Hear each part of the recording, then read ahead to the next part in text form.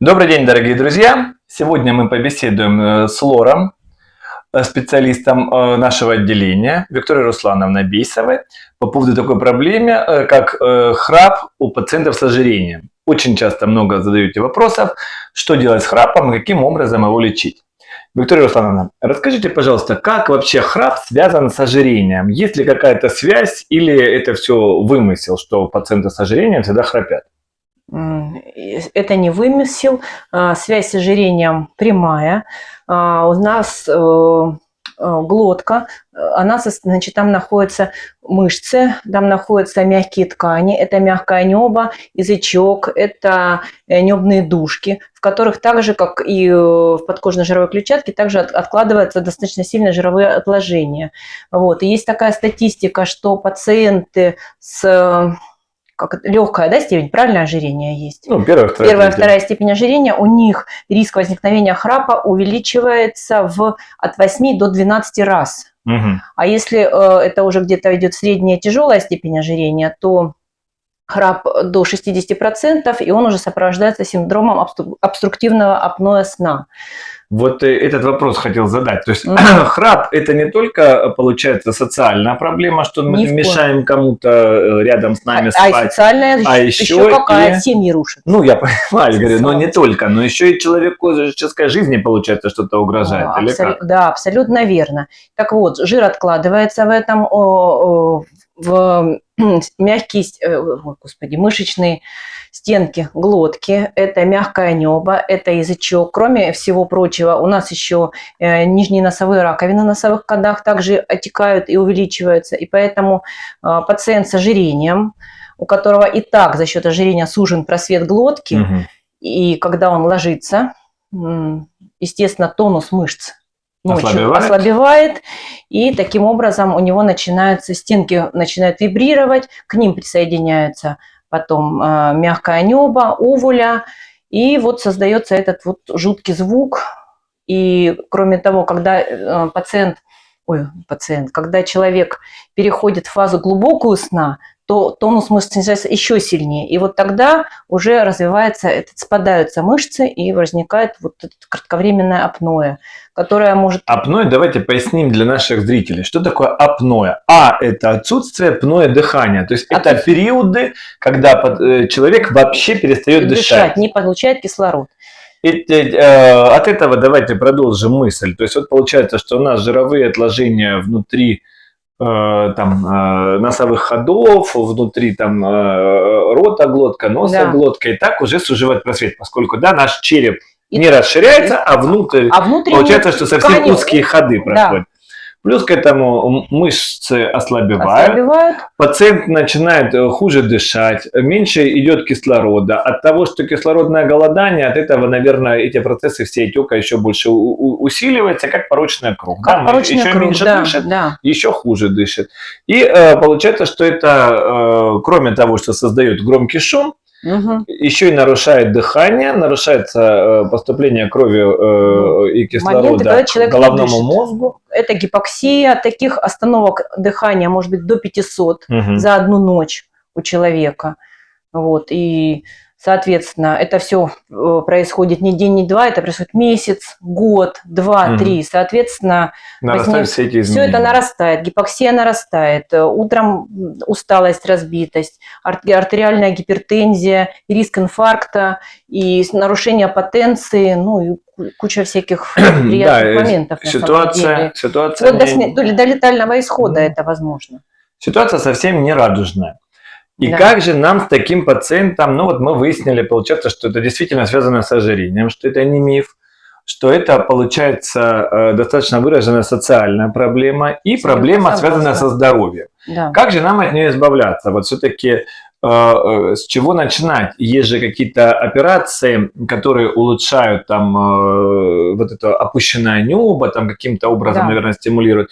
Или надо все-таки снижать вес сначала, и каким-то образом есть аппараты, которые обеспечивают от ночного апноэ, СИПАП-терапия. Вот в каком порядке вообще пациенту, уже пациенту нашему, раз он пришел к нам, или человеку поступить? Как ему быть с этой ситуацией? Ну вот перво-наперво все-таки нужно бороться с лишним весом. Мгм. Вот я убеждена в этом, что первое это происходит борьба с ожирением. Ну да, то есть первопричина. Первой Потому что причиной, если прооперировать, Однозначно. получается, Смысла в этом никакого нет. да, если мы прооперируем Мгм. уволеплатопластику пациенту, у которого нет, не снижен вес, И он то, сохраняет свой да, вес, но она то вернется. первопричина не ушла, и все это вернется. Конечно.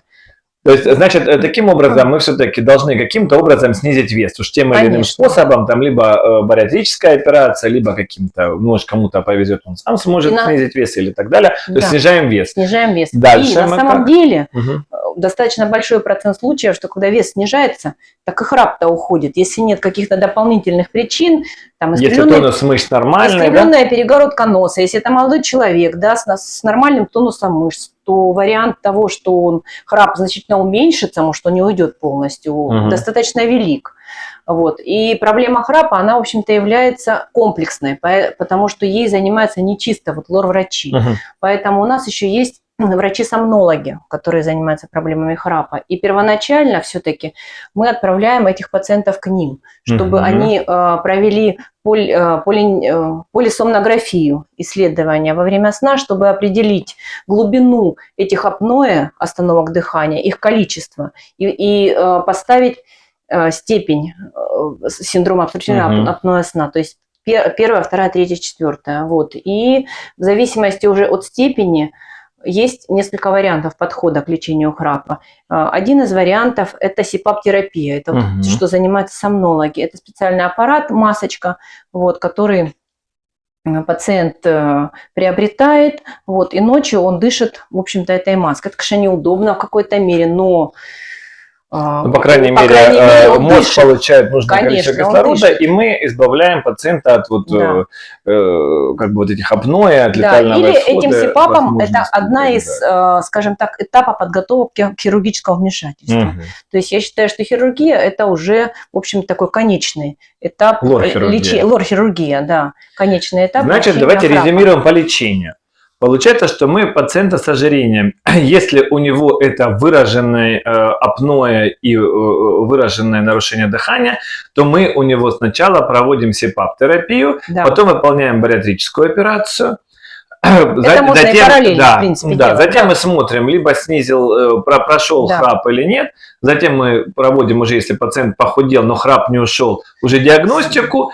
И в случае, если есть там нарушение вот этих мышц и есть что выполнять пластику, тогда уже выполняется уволеплатопластика. Ну, есть несколько, или там разные несколько вариантов, так сказать, уволеплатопластики. В общем-то, это зависит от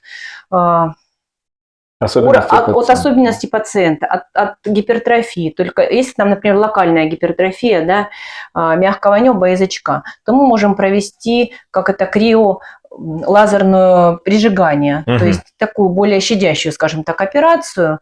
Вот. Бывает, что это все еще сочетается с гипертрофией миндалин, гипертрофией передних небных дужек. Тогда вот существуют более такие варианты объемные. Проводится уволепластика и удаляются миндалины. Тем самым подтягиваем передние небные дужки и еще более расширяем просвет ротоглотки. Я понял. То есть в любом случае нам нужен специалист, который в этом разбирается, потому что, как обычно, есть несколько типов операций. Конечно. И чем лучше грамотный специалист, тем лучше это будет операция. Это во время осмотра пациента, да. Я понял. Ну, какие-то есть еще нюансы в этом? Может быть, мы что-то не осветили, или основные моменты мы вроде так поняли, таких же пациентов, не углубляясь совсем в глубину медицины. Не будем углубляться. Ну, значит, тогда резюмируем. Ну, во-первых, храп – это действительно выраженная социальная проблема и медицинская проблема, которая имеет прямую связь с ожирением.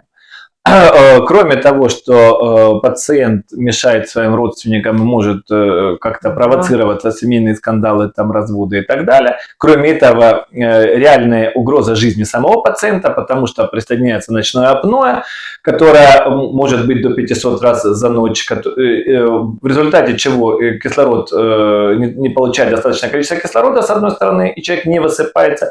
С другой стороны, пациент даже может погибнуть, потому что вот такие инфаркты, за счет этого нехватки кислорода наряду с прекращением дыхания может все пагубно закончится.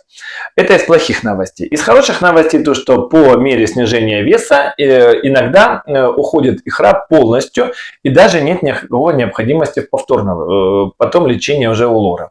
Если же снизился вес и какие-то остались, то необходимо, явления храпа остались, то необходимо получить консультацию специалиста, лучше всего, который знает этих пациентов, которые работают с бариатрическими хирургами или, по крайней мере, знают об этом. Грамотных специалистов на самом деле, как обычно, не так много, но они есть, лучше их найти. И тогда получаем мы консультацию грамотного лора, и который говорит, каким образом нам уже даже у похудевшего подкорректировать для того, чтобы эти явления храпа ушли полностью.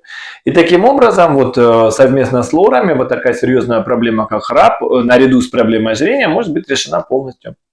Правильно я понимаю? Да, абсолютно.